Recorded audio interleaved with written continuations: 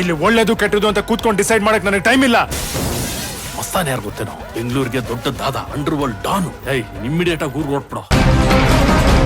ಅಲ್ಲಿಂದ lorry pass ಆಗಿರೋ CCTV footage ನಮ್ಮ ಹತ್ರ ಇದೆ.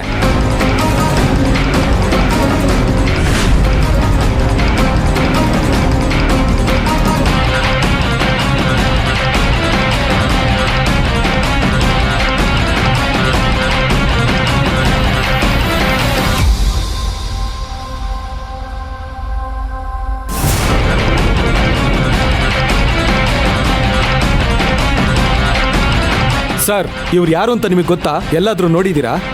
ಇಲ್ಲ. ನೀವುಗಳು? ಇಲ್ಲ. ಈಗ ಇವರನ್ನ ಫೈಂಡ್ ಔಟ್ ಮಾಡೋದು ಹೇಗೆ ಇನ್ಸ್ಪೆಕ್ಟರ್?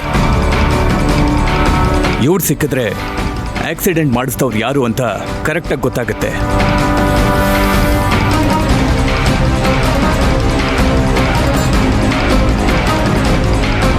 ಟೆಕ್ನಾಲಜಿ ತುಂಬಾ ಮುಂದುವರೆದಿದೆ ಸರ್. ಇವ್ರು ಯಾರು, ಎಲ್ಲಿಂದ ಬಂದ್ರು ಅಂತ ಆದಷ್ಟು ಬೇಗ ಕಂಡುಹಿಡಿತೀವಿ.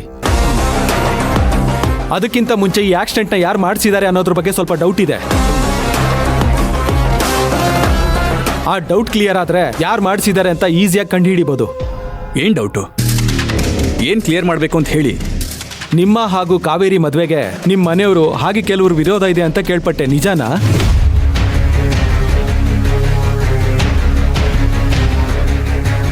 ಹೌದು. ಅದಕ್ಕೆ ನಿಮ್ಮ ಫ್ಯಾಮಿಲಿಲೇ ಯಾರಾದರೂ ಒಬ್ರು ಆಕ್ಸಿಡೆಂಟ್ ಯಾಕೆ ಮಾಡಿಸಿರಬಾರ್ದು?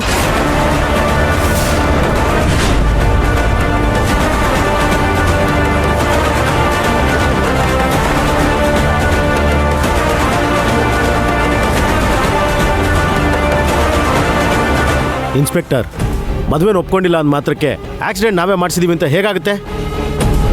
ಬರೀ ಮದುವೆ ಆಗಿದ್ರೆ ಅನುಮಾನ ಬರ್ತಿರ್ಲಿಲ್ಲ ಸರ್. ಆ ಮದುವೆ ಹಿಂದೆ ಆಸ್ತಿ, ಅಧಿಕಾರ, ಅಂತಸ್ತು ಅನ್ನೋದಿದೆ.